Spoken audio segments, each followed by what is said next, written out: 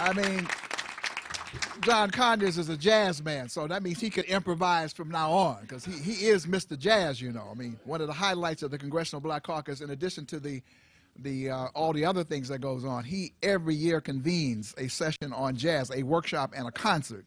And so we may not all be able to jump on a plane and go to the Rainbow Push, but we all know we can be on September 21st at the Congressional Black Caucus. I also wanted the special privilege of introducing our keynote presenter for this afternoon. And we hope that everybody is going to settle in and hang for the entirety of the afternoon, because we have an incredible panel here, an incredible panel that is going to, in fact, lay out the devastating impact of the war on drugs and talk about alternatives. And some of it is not going to be easy. Some of it is going to challenge some conventional thinking. But that's why we're here. We didn't get here by our choice. We're in this predicament, and we now need to find our way out. One of the reasons I needed to stand, because the Honorable John Conyers has to catch a train, and so and Reverend Jackson's got to get a plane. It is now my honor to introduce one of the foremost leaders of our time. One of the foremost leaders of our time. He is my former boss. I'm honored and privileged to say that for many, many years we've worked together, but I had the privilege of being the executive director of the Rainbow Coalition and deputy campaign manager for his 1988 campaign. And that's important. Few people have the opportunity to serve at that level. So many people that you see now, whether it's Donna Brazile and others on television, so they got their opportunity. They were, in fact, elevated through a process to incredible crusades. They're not just campaigns, crusades, 1984 and 1988. If it had not been for the Reverend Jesse Lewis Jackson, there would be no Barack Hussein Obama in the White House today. Let us be clear about that. Some people may be confused. I'm not. That's right. That's right. All right. But more important than anything else, and he and I, we argue every now and then about this, that, and the other. But as a civil rights, human rights leader, on the issue of public policy, because this doesn't get changed because we're angry, don't get changed because we're frustrated and upset. It gets changed because we organize to impact public policy.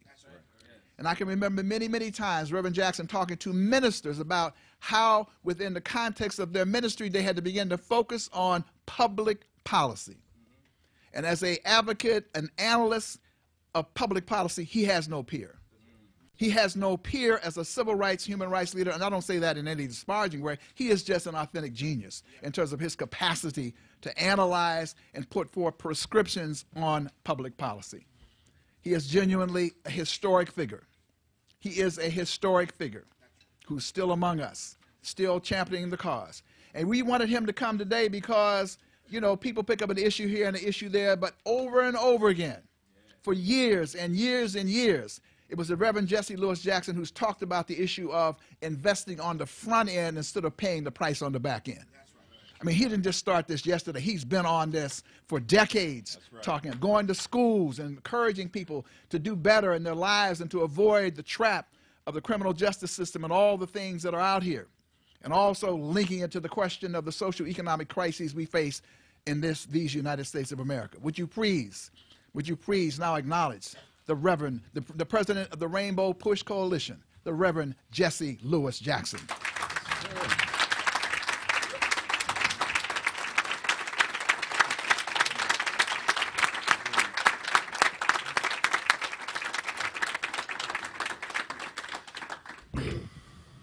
Let me express my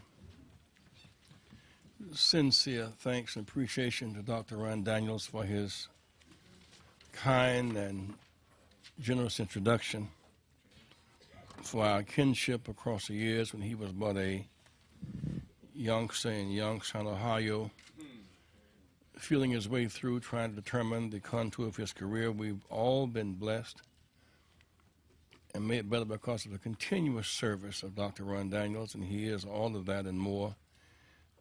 One who has written the most consistent, whether it was fighting as an organizer in Ohio, him to write the document for the Black Convention in Gary, Indiana, helping direct our crusades in the 80s. He's always been there. Let's give Dr. Daniels a big hand, shall we please? Put your hands together.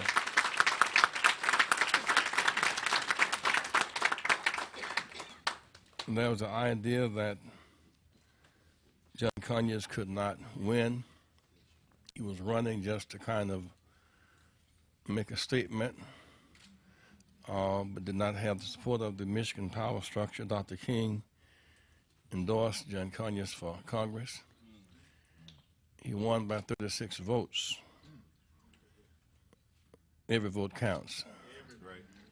He's the only man that Dr. King endorsed. He did a robocall for Mayor Hatcher because there was so much black resistance to a black mayor in Gary. They challenged him not to come to Gary. He did a robocall for Mayor Hatcher. He campaigned actively for John Conyers, and both of them won. And so Dick Hatcher and John Conyers are part of that great legacy. I want to thank the distinguished dais guests who are here today, who spent so much time in the shadows, it seems, making this case for 40 years and remain on the case. We thank you sincerely so much. As Ron indicated, the Rainbow Push Convention starts tomorrow, June 18th through 22nd in Chicago. As we deal with this and other issues tomorrow morning, a big focus on that there are now 34 states, the same force that sought to deny the right to vote, now seek to officially suppress the vote.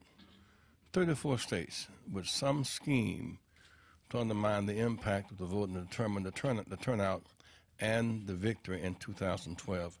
So thank you, Dr. Daniels, for allowing me to share with you today, you and Rick. 150 years since the Civil War, 40 years since the drug war, and we're still targeted. Targeted for negative action, but never targeted for affirmative action.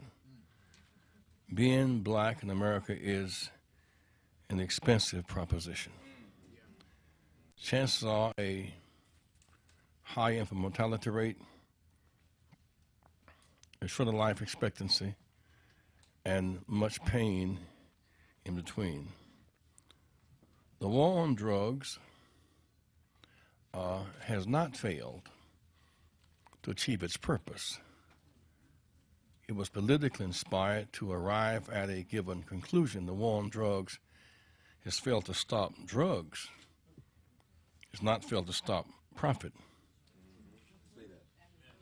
It's not failed to stop political disenfranchisement. It's not failed to stop destruction of a generation of people. Well, why do I focus so much on public policy? I learned early on that we live in our faith. We live under the law. And people of faith must fight for just law. And many of us are stuck on faith and live within the limits of unjust law. We had faith, much prayer, much singing, powerful preaching in slavery time. Well, until the 13th Amendment was passed, we could not walk away from the plantation. We had faith in Selma, Alabama, but until August the 6th, we didn't have the right to vote. And so I believe in faith as the weapon that gives the strength to fight for just law. But the faith without the just law is to be faithful on the back of the bus. Yeah. Faithful and disenfranchised, faithful and trapped under the throes of apartheid. Historically, African Americans have been the objects of degradation, exploitation, isolation, and despised. The only group that required a civil war and the 13th Amendment to win emancipation from 246 years of slavery, then 100 years of legal government enforced segregation. The patterns of race discrimination and disparity continue today, most pronounced in the prison industrial complex, denial of equal education and employment. The tragedy of the drug war is the federal government took the lead in the race and class discrimination. Historically, we had some relief when there was a government intervention in this big debate between states' rights and the more perfect union. The government had to intervene in 1863, had to intervene to save the union and to end slavery driven by the question of slavery. It had to intervene. 1954, the government had to intervene. The Voting Rights Act, the government had to intervene. The 65 Voting Rights Act, the government had to intervene. To get EEOC contract compliance and affirmative action, fair employment, enforcement of these laws, the government had to intervene. Now the states' rights seek to end that intervention and to remove the troops yet again, leaving us as a people exposed to something less than full citizenship, government intervention. And so today there is some data that's well worth your reading today on the internet. I pray you will get it today. Report more whites use drugs, more blacks in prison. Blacks are the collateral damage, if not the direct object of the drug war. The nation's war on drugs unfairly targets African Americans, who are far more likely to be imprisoned for drug offenses than whites, even though far more whites use illegal drugs than blacks, according to a new report by the advocacy group Human Rights. The report to be released today said African Americans accounted for 62% of the drug offenders sent to state prisons nationwide in 1996, the most recent year for which statistics are available, although they represent 12% of the U.S. population. Overall, black men are sent to state prisons on drug charges at 13 times the rate of white men.